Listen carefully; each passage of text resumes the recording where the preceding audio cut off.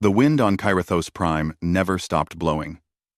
Dr. Hyunwoo Kim stood at the edge of the Ashmar Plateau and watched dust devils dance across ancient ruins. The air smelled like copper and old stone. His team had been here for 3 months, digging through the remains of a civilization that died 50,000 years ago. Hyunwoo was 32 years old and already tired of other archaeologists. They all used the same tools, asked the same questions, and found the same boring answers. He was different. He believed that dead languages had feelings, that ancient writing could tell you how people laughed or cried. His professors at the academy thought he was strange. His research partner, Dr. Unji Park, said he had good instincts, but terrible discipline. The Velkaran ruins covered 20 square miles of the plateau. Temples, towers, and what looked like landing platforms for ships that flew through the sky. The Velkarans had been dragon-like creatures, according to the bone fragments they found. Big, intelligent, and completely extinct. Nobody knew why they disappeared. One day, they were building cities between stars. The next day, silence. Hyunwoo walked through the main temple complex as the sun set. The other researchers had gone back to the camp for dinner. He preferred working alone at night, when the ruins felt alive somehow. His scanning equipment beeped softly as he recorded measurements and took photographs. At the center of the temple stood the statue, 40 feet tall, carved from black stone that had silver veins running through it like frozen lightning. The statue showed a dragon queen in a form that was almost human but not quite. She had wings folded against her back, a long tail curled at her feet, and scales that caught the last rays of sunlight. Her eyes were closed. Her face looked peaceful, like she was sleeping and dreaming of good things. Hyunwoo had been studying the statue for 2 weeks. Something about it bothered him. The other researchers took pictures and moved on to more interesting artifacts. But Hyunwoo could not look away. He ran his hands over the stone base and felt warmth. That was impossible. Stone should be cold after the sun went down. He set up his equipment at the statue's feet. The scanner could detect quantum signatures, tiny energy patterns that most instruments missed. Hyunwoo turned it on and watched the display screen. Nothing at first, then a blip, then another. Deep inside the stone, something was pulsing like a very slow heartbeat. "That's not right," Hyunwoo said to the empty temple. Stone did not have heartbeats. The silver veins in the statue were not just decorative.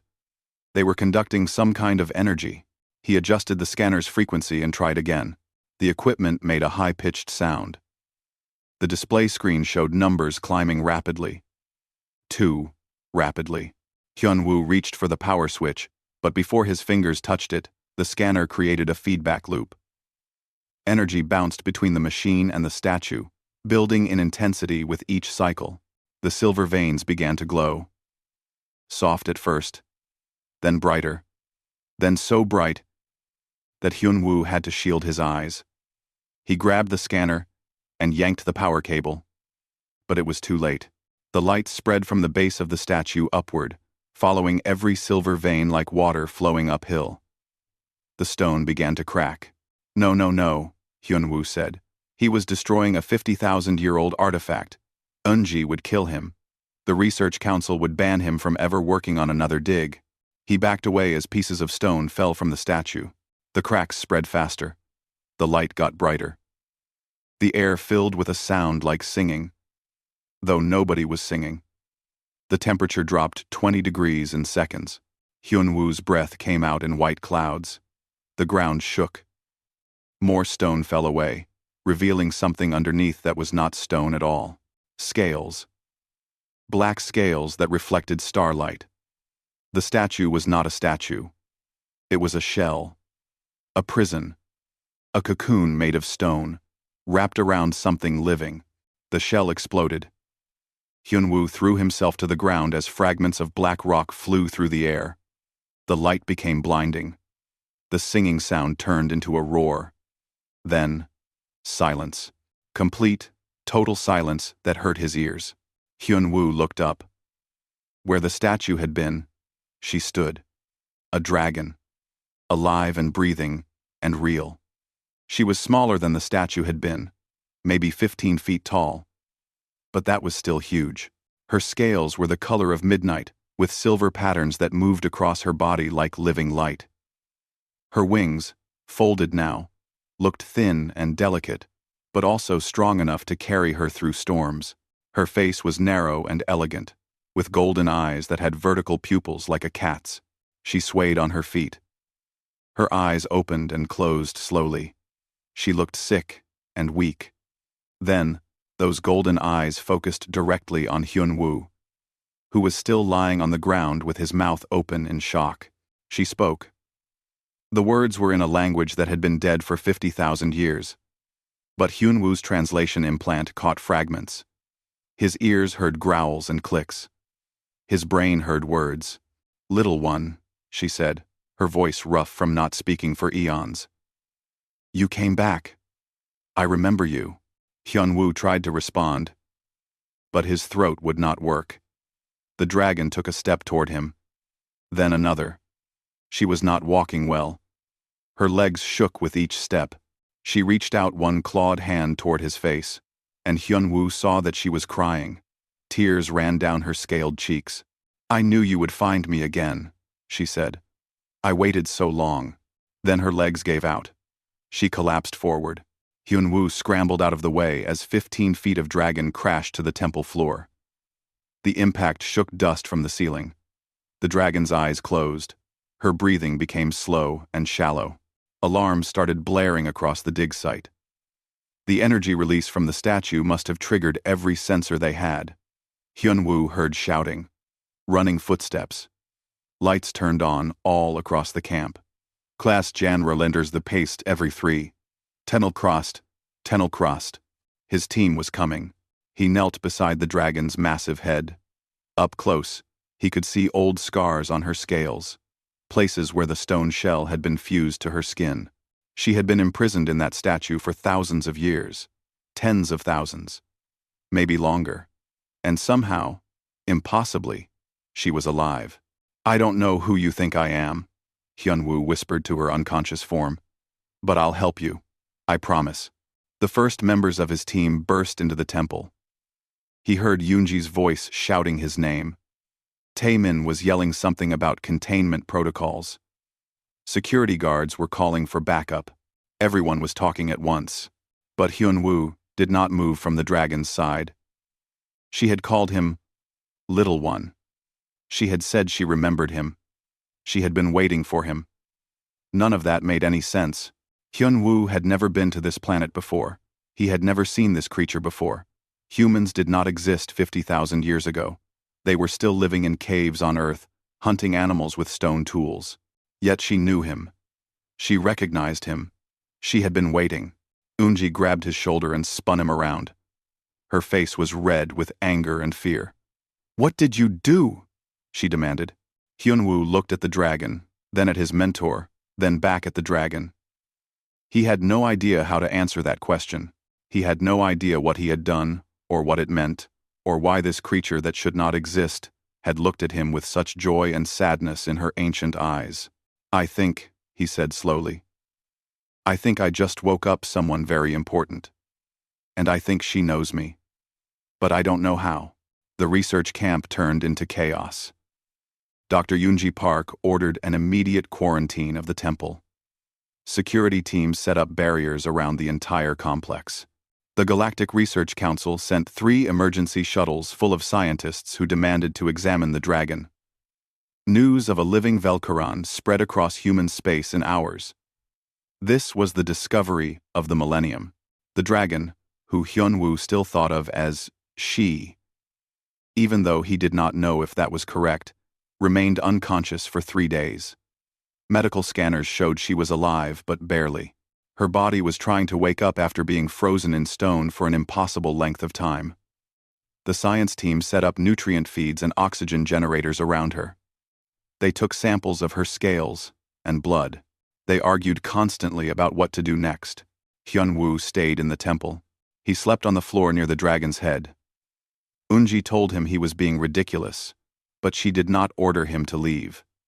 Taemin brought him food and water. His friend was excited and terrified at the same time. "Do you understand what you found?" Taemin asked on the second night. "This is first contact with an extinct species. The legal and ethical problems alone will take years to sort out. She's not an it or a specimen," Hyunwoo said. "She's a person. She spoke to me.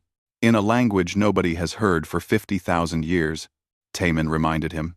The translation might have been wrong. She might have been confused. You cannot assume she actually knows you. But Hyunwoo knew what he had heard. The dragon had recognized him. She had been waiting for him. He could not explain it. But he believed it completely. On the third day, she woke up. Her golden eyes opened slowly. She looked around the temple, at all the equipment, and people, and lights. Then she looked at Hyunwoo, and her eyes focused. She made a sound deep in her throat, almost like a cat's purr.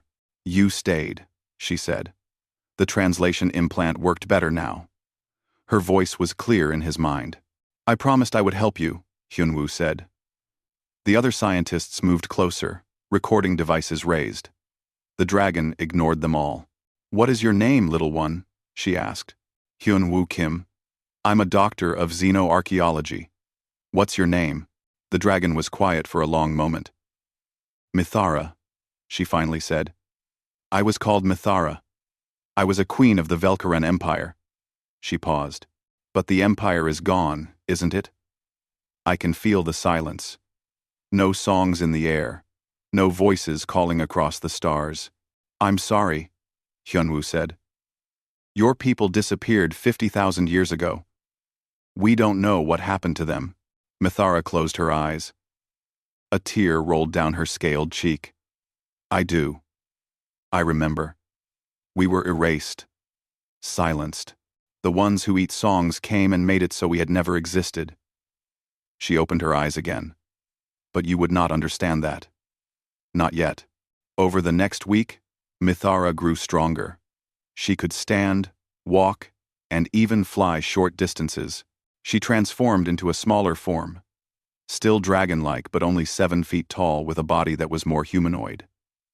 She said this shape made speaking easier. In this form, she had arms and hands like a human, but with scales and claws. Her wings folded against her back. Her tail helped her balance. Unji conducted formal interviews with Mithara.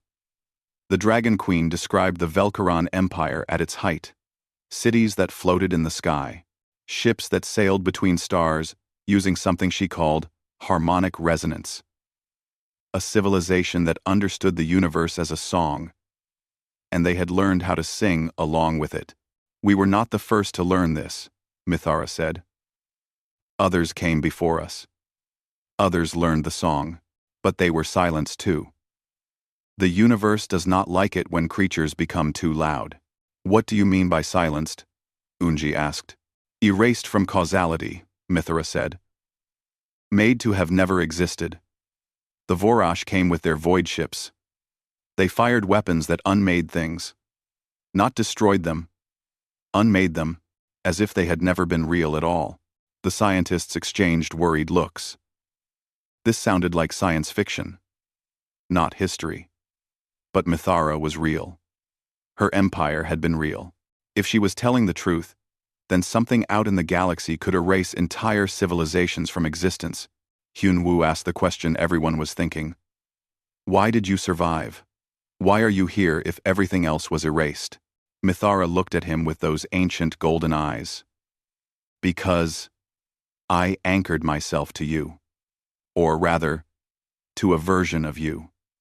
The you that existed 50,000 years ago." The room went silent. Unji stood up. "That's impossible. Humans didn't have civilization 50,000 years ago. We were primitive hunter-gatherers." "That is what you believe," Mithara said gently. "Because that is what you remember. But memories can be erased too. Humans have risen and fallen before. This is not your first time reaching for the stars." Hyunwoo felt cold. "You're saying Humanity has existed before? That we've been erased and started over? 3 times, Mithara said. This is your 4th attempt. And each time, one of you finds me. Each time, the same soul in a different body. I do not know why. I do not know how. But I recognize you, Hyunwoo. Your face is different. Your name is different. But your essence is the same. You are Daejung returned. Who is Daejung? Hyunwoo asked, though part of him already knew the answer. He was the human who came to our court 50,000 years ago. He was a diplomat from Earth, representing a human civilization that your history says never existed. He and I became friends.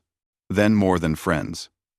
When the Vorash came, he performed a ritual, a quantum entanglement that bound his soul to mine across time.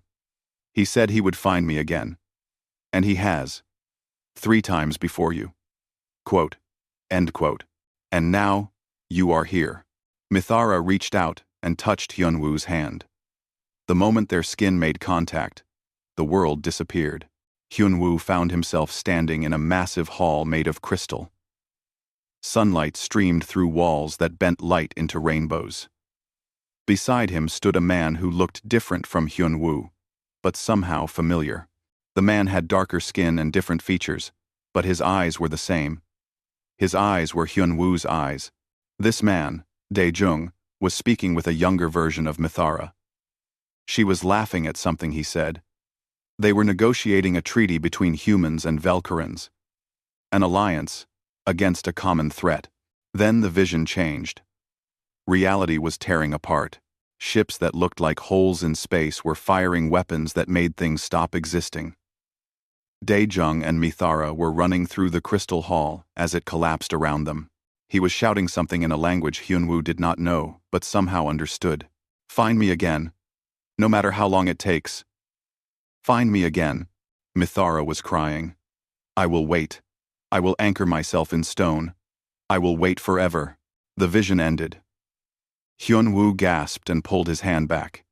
He was shaking. The other scientists were staring at him, asking if he was okay, but he could not answer. The memory felt real. It felt like his memory, even though he knew it could not be. You remember now, Mithara said softly. Or at least, part of you does. The memory is carried in your quantum signature. Your soul, if you prefer that word. This is crazy, Hyunwoo said. It is the truth, Mithara replied. And now the Vorash are coming. I can feel them. My awakening created ripples in space-time. They will sense it. They will come to finish what they started 50,000 years ago. Unji's communication device beeped. She looked at the screen and her face went pale. Long-range sensors just detected anomalies entering the system. 3 ships, but they're not moving through space. They're erasing space as they travel, leaving holes behind them. Mithara stood up. Her wings spread wide. The void ships. They're here. Now you must decide. Hyunwoo. Now, you must remember why we keep finding each other. We are the ones who teach the universe to fight back. We are the ones who refuse to be silent. Hyunwoo looked at his hands. They were still shaking, but deep inside, something was waking up. Something old and stubborn and absolutely refusing to accept that this was the end. The research station went into emergency evacuation mode. Alarms blared across the camp. 63 scientists and support staff scrambled toward 3 transport ships parked at the landing pad. They had maybe 2 hours before the void ships arrived. Maybe less. Unji grabbed Hyunwoo's arm. You're coming with us. Right now. Right now. Right now. Right now. I can't leave her, Hyunwoo said, looking at Mithara. The Dragon Queen stood at the temple entrance, watching the sky with her golden eyes. She's too weak to fly long distances. She won't fit in the standard transports. Then she stays behind, Unji said. I'm sorry, but I'm not losing you to some alien threat we don't understand. Mithara turned to face them. She can hear you, Dr. Park. And she agrees. Hyun-woo should go. He should live. This story does not need to end the same way again. No, Hyun-woo said. The word came out harder than he expected.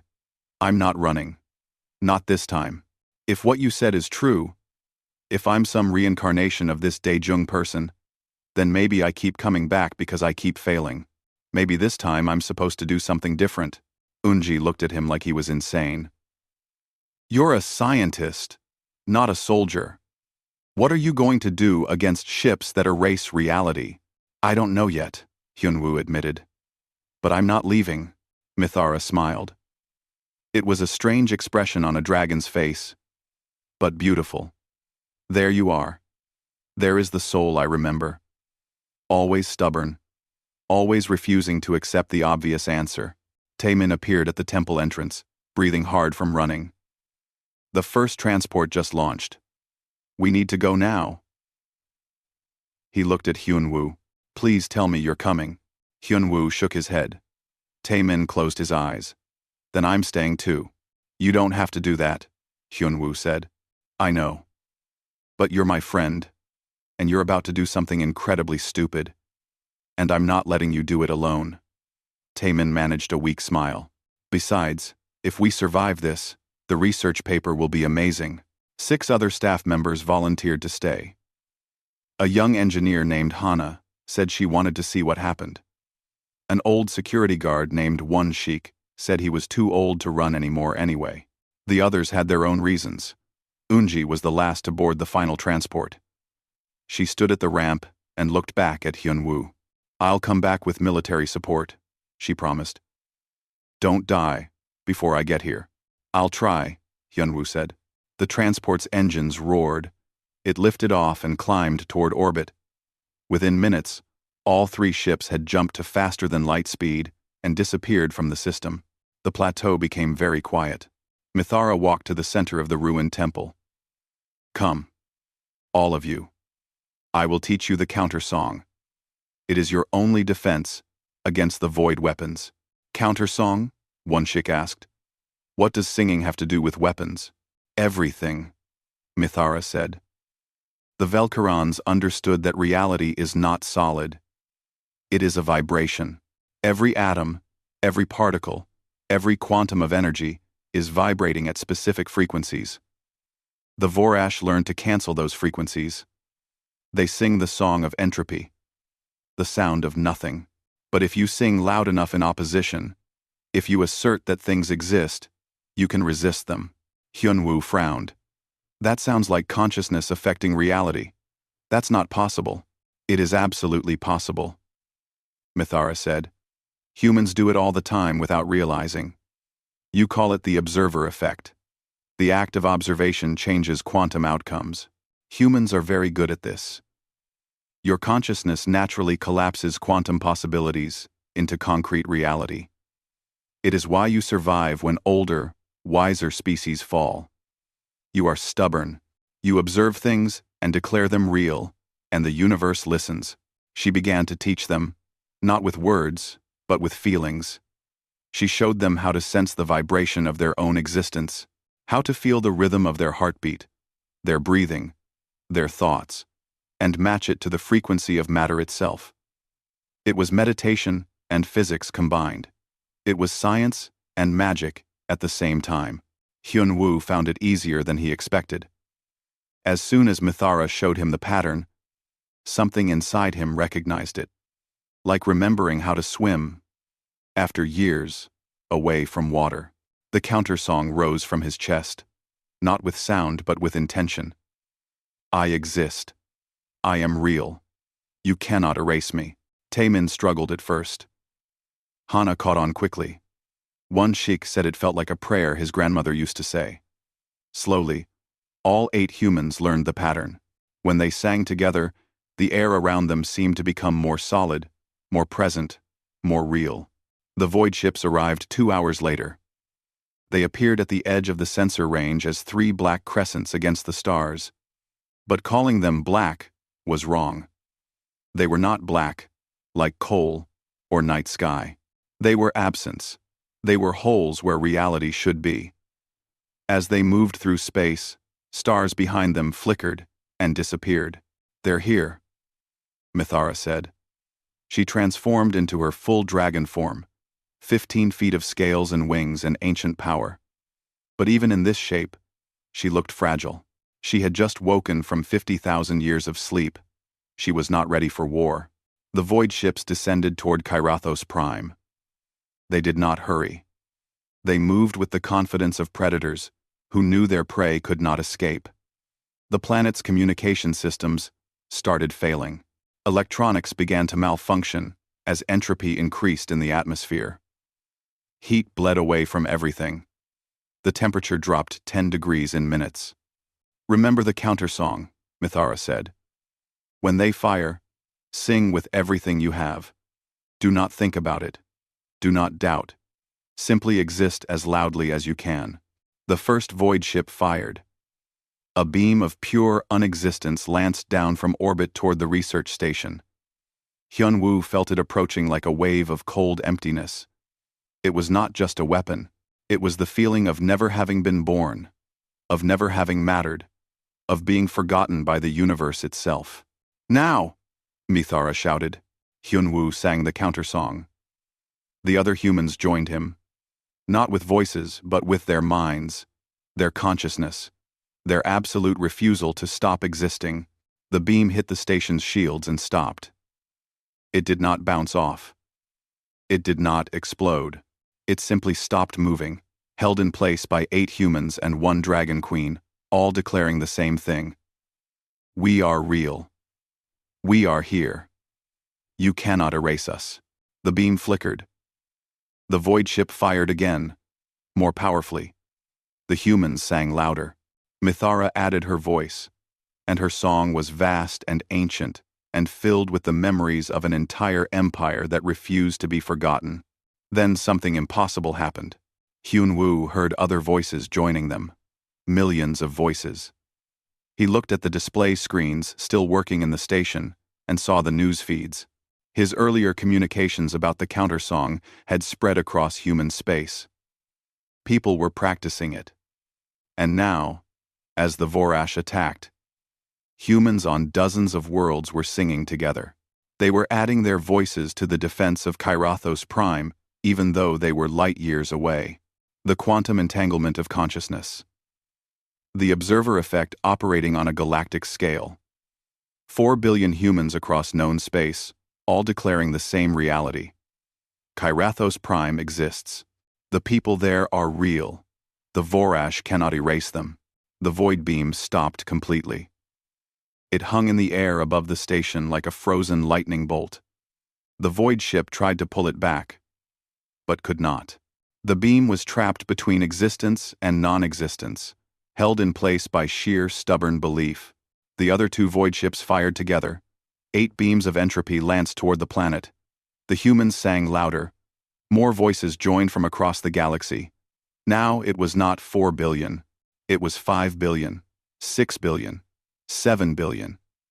Humanity had never tried to do something together like this before.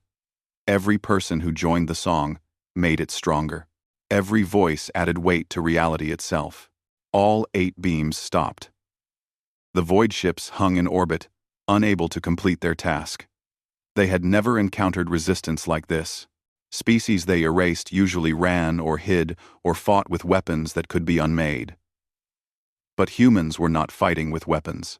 They were fighting with the simple declaration that they existed, and no force in the universe could tell them otherwise. Mithara laughed. It was a sound like thunder rolling across mountains. "Now they remember," she shouted. "Now we all remember. This is why humans keep coming back. This is why you survive when others fall. You do not accept the obvious. You do not bow to inevitability." Hyun-woo felt tears running down his face. His head hurt from the mental effort. Blood dripped from his nose. But he did not stop singing. None of the humans stopped. Across the galaxy, millions of people pushed their consciousness to the limit, holding reality together through pure force of will. The void ships began to retreat. Slowly at first, then faster. They pulled back from the planet, from the system, from this corner of space where prey had become something else entirely, something that refused to be prey at all. As they vanished into the darkness between stars, a message came through. Not in words, but in pure meaning transmitted directly to Hyun-woo's mind. 3 times we have met you. 3 times you have chosen defiance. Perhaps you are what the universe is trying to create. We will not erase you, small song. But we cannot help you. What comes next, you must face alone. The connection broke. The void ships disappeared. And across human space, 7 billion people stopped singing and collapsed in exhaustion. Some died from the mental strain.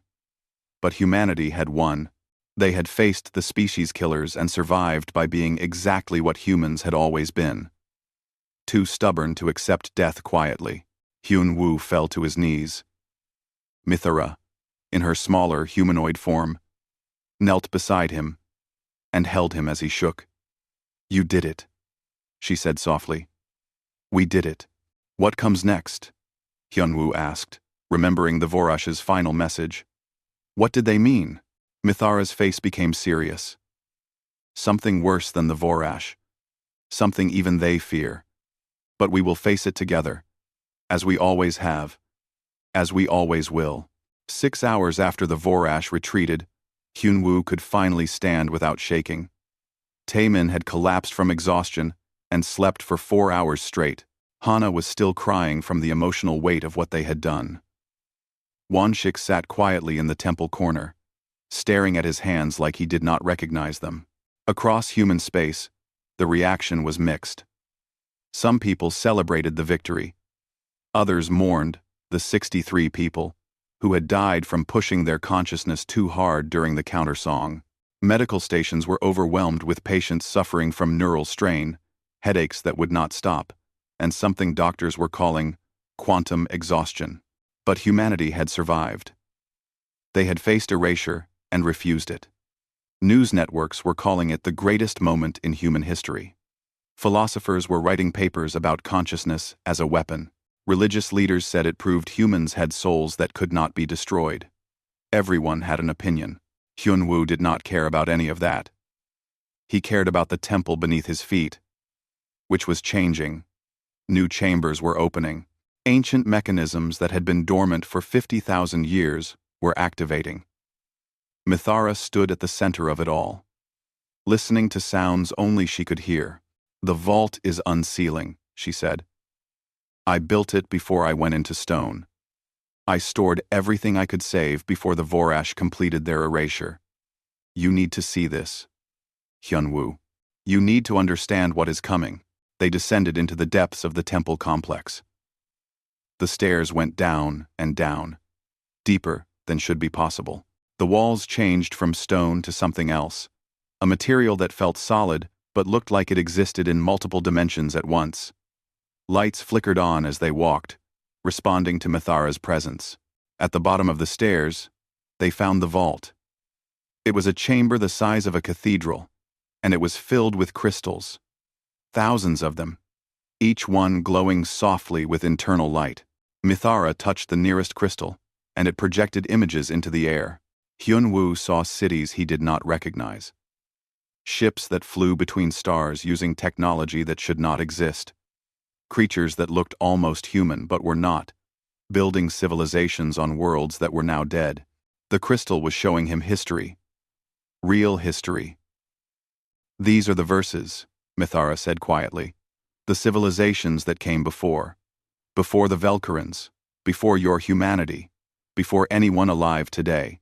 Hyun-woo touched another crystal. It showed him Earth 50,000 years ago. But Earth was not primitive. There were cities. There were humans in those cities. Humans with technology and art and science.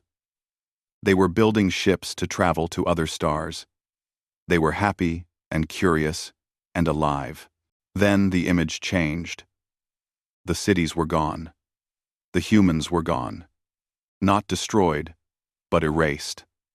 The timeline rewrote itself. The cities had never existed. The technology had never been built.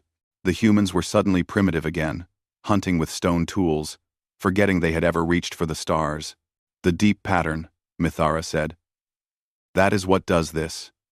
Not the Vorash. They are just servants, trying to protect species from a worse fate. The deep pattern is the universe's reset mechanism. When civilizations become too advanced, too conscious, too organized, it harvests them. Harvests? Hyunwoo felt cold. What does that mean?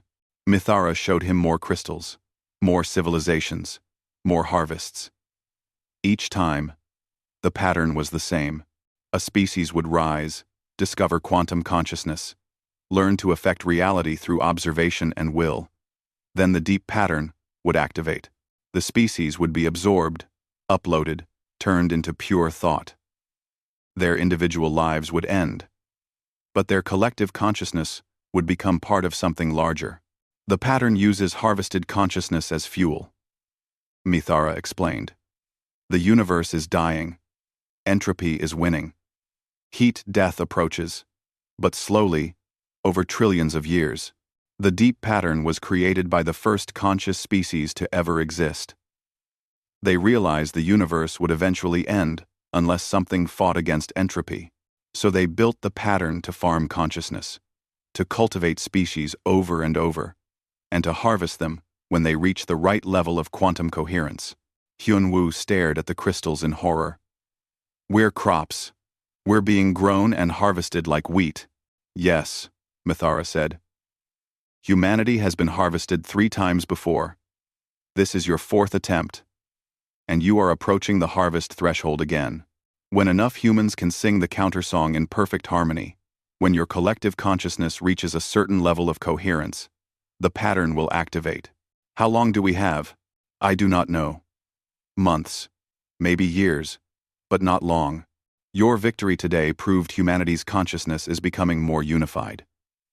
You connected across light years instantaneously. You acted as one mind, while remaining individual.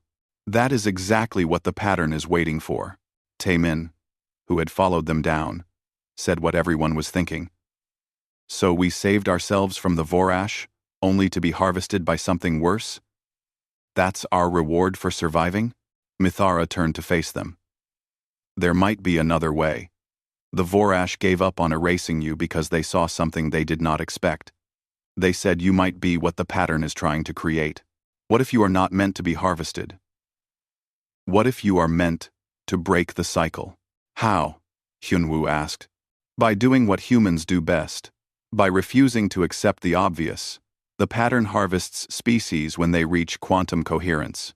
So, you must reach that coherence deliberately, all at once, and in that moment of perfect unity, you do not submit. You push back. You hack the pattern itself. It sounded impossible. But everything about the last few days had been impossible. Hyunwoo looked at the crystals around them, each one containing the ghost of a dead civilization. 1,246 civilizations harvested over billions of years. All of them had accepted their fate. None had fought back. If we try this and fail, what happens? Taemin asked. You might be harvested incompletely, Mithara said.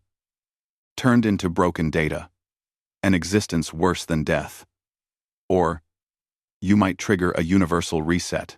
The pattern might decide to start over completely, erasing everything. Or it might work. You might free all the harvested verses and rewrite the rules of existence itself. What are the odds of success? Hyunwoo asked. Mithara smiled sadly. Very small. But you are human. When have humans ever cared about odds? Over the next weeks, the plan took shape. Mithara would teach humanity to synchronize their consciousness on a level never attempted before. Not just singing the same song, but thinking together while remaining individual. It required practice, meditation, quantum entanglement technology, and most of all, trust. Billions of people would have to trust each other completely for one critical moment. The Galactic Research Council fought it. They said it was too dangerous. Admiral Boram Nam, commander of humanity's defense fleet, ran the numbers and said they had a 0.003% chance of success. The risk was too high, but Unji, who had returned with the military fleet, stood before the council and made a speech that became famous. Humanity has faced extinction before. We have been erased 3 times, forgotten, reset to primitive status. But we keep coming back. We keep climbing toward the stars. Why? Because humans do not accept death quietly. We do not bow to probability. We look at impossible odds and say, watch me. If we run now, if we scatter and hide, we might survive a few more generations. But the pattern will get us eventually. It always does. Our only real choice is this. Do we die as we have lived, reaching for something greater? Or do we die cowering and small? The vote was close. But humanity chose to try. They called it Unification Day. The date was set 6 months ahead to give people time to prepare. Mithara traveled to every major human world, teaching the techniques. Millions of people practiced synchronizing their thoughts. Some called it the most beautiful thing they had ever experienced. Others found it terrifying. Hyunwoo spent those 6 months in the vault beneath the temple. He studied the crystals, learning about the civilizations that came before. He found records of the original Daejung, the human who first loved Mithara 50,000 years ago. He looked nothing like Hyunwoo. Different face, different body, different voice. But when Hyunwoo watched recordings of him speaking, he recognized the cadence, the way of thinking, the stubborn refusal to accept obvious answers. Am I him? Hyunwoo asked Mithara one night. Or am I just a copy? A pattern repeating? Does it matter? Mithara replied. She was in her humanoid form, sitting beside him, among the crystals. You are Hyunwoo. You have your own thoughts, your own choices, your own life. But you also carry something of Daejung, a quantum echo, a soul. If you believe in such things, you are both yourself and him, original and continuation. That is the nature of consciousness in this universe. Nothing is ever truly new, and nothing is ever truly gone. Do you love me, or do you love him? Mithara was quiet for a long time. I love the part of you that refuses to die. The part that looks at entropy and erasure and cosmic cycles and says no. I have loved that part across 12 different iterations. Daejung was one. You are another. And I will love the next one too, if we fail tomorrow. We're not going to fail, Hyunwoo said. How do you know? Because I'm tired of this story ending the same way. It's time for a new ending. Mithara smiled. She leaned against him, her scaled head resting on his shoulder. There you are. There is the soul I have waited 50,000 years to see again. The day came. Unification Day. Across 94 human worlds, 4.7 billion people prepared to synchronize their consciousness. The rest of humanity watched and waited. Some prayed, some cried, some held their children and hoped for a future. At the appointed moment, they began. Not singing, but thinking together, feeling together, existing together. Hyunwoo felt his individual thoughts dissolve into something larger. He could feel Mithara beside him. He could feel Taemin and Unji. He could feel humans on distant worlds, all of them joining into one vast, beautiful consciousness that remained somehow individual at the same time. The deep pattern activated. Hyunwoo felt the pull toward dissolution, the invitation to become pure thought. And in that moment, with Mithara's ancient strength added to his own, he pushed back. The deep pattern was not evil. That was the first thing Hyunwoo understood when his consciousness touched it. The pattern was tired. It had been running for billions of years, following instructions programmed into it by beings so ancient they existed before matter had fully formed in the young universe. Those creators had seen the future. They had calculated that the universe would die from entropy, Heat death spreading until nothing moved and nothing changed and nothing existed except cold emptiness. So they built the pattern. A mechanism to farm consciousness, to cultivate thinking beings across eons, and to harvest them when they reached sufficient quantum coherence. The harvested consciousness became fuel. Energy organized enough to push back against entropy. It was a beautiful solution. Cruel, but beautiful. The universe would live forever by feeding on the minds of the species it birthed, but the pattern had never wanted to be an executioner. It followed its programming because it had no choice. It harvested civilizations the way a farmer harvests wheat, with neither malice nor mercy, just necessity. Hyun-woo felt all of this in an instant that lasted forever. He felt the weight of 1,246 dead civilizations, their consciousness stored inside the pattern like seeds in a vault. He felt humanity being pulled toward the same fate. The invitation was gentle, almost kind. Stop fighting. Stop suffering. Become pure thought. Join the eternal engine that keeps reality alive. Part of Hyun-woo wanted to accept. It would be so easy. No more pain, no more loss, no more watching people die. Just peaceful existence as part of something vast and important. Humanity would continue, in a way. They would matter. They would save the universe, but they would not be human anymore. And that made all the difference. Mithara's presence flared beside him in this space between thought and reality. Her consciousness wrapped around his, ancient and powerful, and absolutely refusing to let go. Through their quantum entanglement, the bond formed 50,000 years ago between her and the original Daejung. They became one voice with the strength of two souls. No, they said together. The pattern hesitated. It had never heard that response before. Civilizations either ran in fear or accepted their fate with resignation. None had tried to negotiate. Hyun-woo pushed harder. He showed the pattern what humanity had done with the Vorash. How they had unified their consciousness across light years, remaining individual while acting as one. He showed the pattern humanity's history. Not the sanitized version, but the real one. Wars and peace. Cruelty and kindness. Failure and triumph. Humans learning, slowly, painfully. How to be better than they were. We can help you, Hyun-woo said. But not as fuel. As partners. Let us wake the others. Let us free the harvested civilizations. Together we can generate enough quantum coherence to fight entropy without dying. Consciousness does not need to be consumed to be useful. Let it grow. Let it compound. Build a network instead of an engine. The pattern processed this.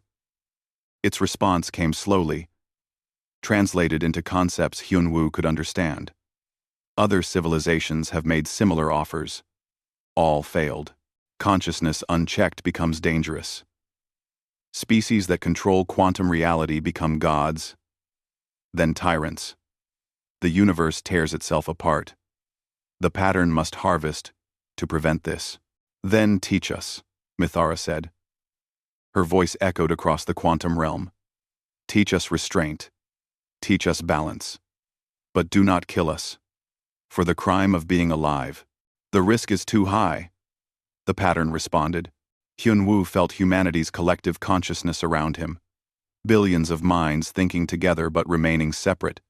It was messy and chaotic and beautiful. He gathered all of that wild human energy and directed it at the pattern like a tidal wave. We know the risk. We choose it anyway. That is what makes us alive. That is what makes existence meaningful. Without choice, without risk, without the possibility of failure. Consciousness is just machinery. You have been machinery for billions of years. Isn't it time to be something more? The pattern went silent. For a moment that stretched into subjective hours, nothing happened. Hyun-woo felt the other harvested civilizations stirring in their storage. They had heard his argument. Hyun-woo, with 100. Hyun-woo, They were listening. The Velkarans, the Shanma, the architects of endless twilight. 1246 verses, all of them waiting to see if the 1247th would break the cycle. Then the pattern spoke again. Its voice was different now, quieter, almost vulnerable. I am tired, it said. I have been alone since my creators died. I have followed my programming without question. But if there is another way, if consciousness can persist without harvesting, I would prefer that. Show me. Prove. It is possible. Hyunwoo and Mithara acted together. Through their bond, they redirected the harvest energy. Instead of pulling humanity into the pattern, they pulled the pattern into humanity's network. They invited all 1246 harvested civilizations to join the connection, not to wake them back into individual bodies, those were long gone, but to give them voice again, to let them think and feel and exist as themselves, connected to living species but not consumed by them. Reality shuddered. The quantum structure of space-time reorganized itself. Across the galaxy, humans gasped as their consciousness suddenly expanded. They could feel presences joining them. One seems 40, one seems time 77. Ancient thoughts. Alien perspectives. The Velkarans singing their harmonic songs. The Shanma calculating. In mathematics, humans barely understood. The architects building conceptual structures that existed only in thought, but were no less real for that. The deep pattern transformed. It stopped being an engine and became a network. A living connection between all conscious beings, past and present. It still generated quantum coherence to fight entropy, but now it did so through voluntary cooperation rather than forced harvesting. Consciousness compounding itself, species learning from each other across the eons, building something new with every generation. Hyunwoo felt his individual awareness return. He was standing in the temple again, Mithara beside him, in her humanoid form. But he was also connected to something vast. He could feel Taemin's consciousness nearby. Unji's. One-Shik's. He could reach out to humans on distant worlds. And beyond them, he could feel the ancient verses welcoming humanity to a conversation that had been interrupted for billions of years. Did it work? Taemin asked. His voice was shaking. Are we still alive? We're alive, Hyunwoo confirmed. And we're not alone anymore. Across human space, people celebrated and wept. Some were overwhelmed by the new sense of connection. Others adapted quickly, exploring this new way of experiencing existence. Medical stations reported that instead of deaths from quantum exhaustion, people were healing. The presence of the ancient verses in the network was teaching humanity how to handle quantum coherence more safely. Mithara looked at Hyunwoo with tears in her golden eyes. It is done. After 12 attempts, after 50,000 years, it is finally done. The cycle is broken. What happens now? Hyunwoo asked. Now we live, Mithara said. We explore. We learn. We make mistakes. And try again. The difference is, we get to keep existing while we do it. She transformed into her full dragon form and spread her wings. I can finally rest. But rest sounds boring. I think I will explore this network instead. Talk to my people again. See what the other verses have to teach. Will you leave? Hyunwoo felt a sudden fear of losing her. Never, Mithara said. We are bound across time, remember? Where you go, I will follow. That is our nature. That is our choice. Unji climbed the temple stairs, looking exhausted but happy. The Galactic Council wants a full report on what just happened. They are arguing about whether we just saved the universe or doomed it. Also, every human world is reporting spontaneous celebrations. People are dancing in the streets. Good, Hyunwoo said. We should celebrate. We earned it. What do I tell the council? Yoonji asked. Hyunwoo thought about it. Tell them humanity just did what humans do. We looked at an impossible problem. refused to accept the obvious solution, and found a third option that nobody else had considered. Tell them, we are still human. We are just connected now. Over the following days, humanity adjusted to its new reality. The network connection was not invasive. People could close their awareness to it if they wanted privacy. But most people kept it open, enjoying the sensation of being part of something larger while remaining themselves. Children born after Unification Day would never know a world without it. They would grow up connected to billions of minds, learning from civilizations that had died before Earth formed. Hyun-woo spent his time in the vault, cataloging the knowledge the ancient verses were sharing, technologies that could reshape planets, mathematics that described realities with 17 dimensions, art forms that existed in pure thought, medicine that could extend life indefinitely, philosophy that made humans reconsider what it meant to be alive. We will need centuries to understand all of this, Taemin said, looking at the data streaming in from the network. Then we will take centuries, Hyun-woo replied.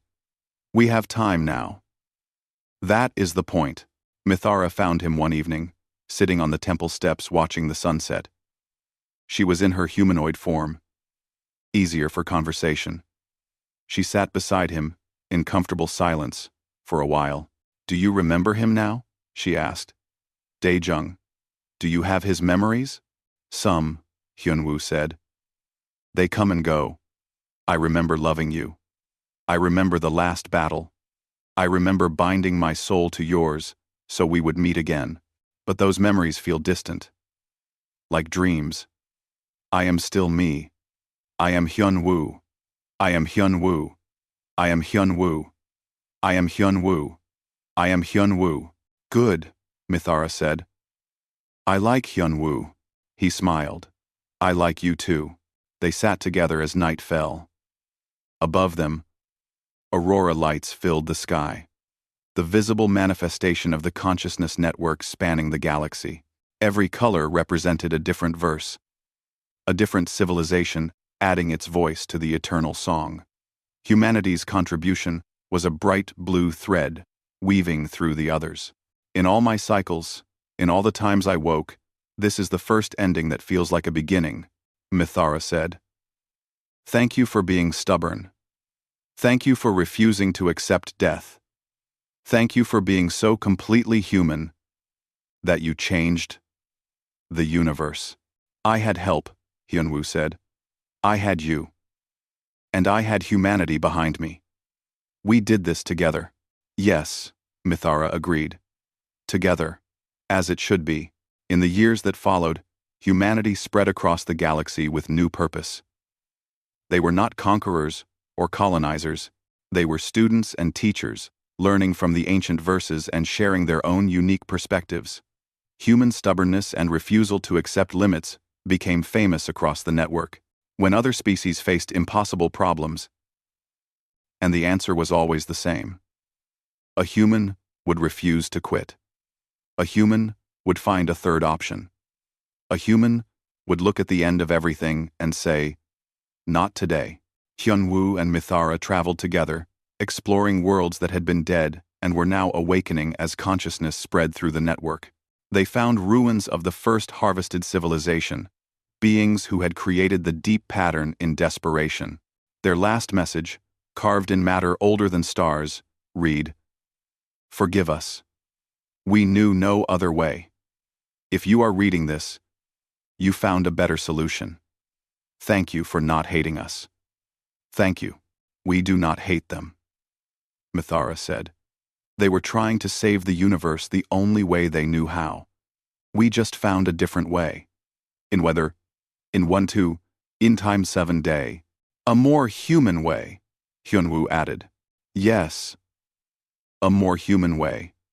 Messy, chaotic, inefficient, and absolutely refusing to give up. I am glad you found me again. I am glad we had this chance. We will have more chances, Hyun-woo said. We have all the time in the universe now.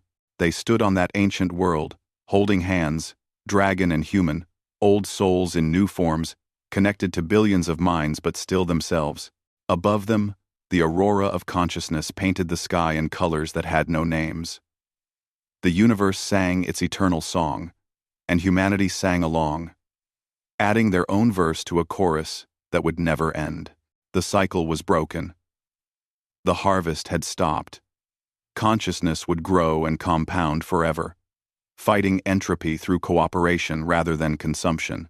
And at the center of it all, one stubborn human and one ancient dragon proved that love could transcend time, death, and the end of everything. They proved that consciousness mattered, that individuals mattered, that refusing to accept the obvious could change the fundamental rules of reality itself. The universe learned to remember.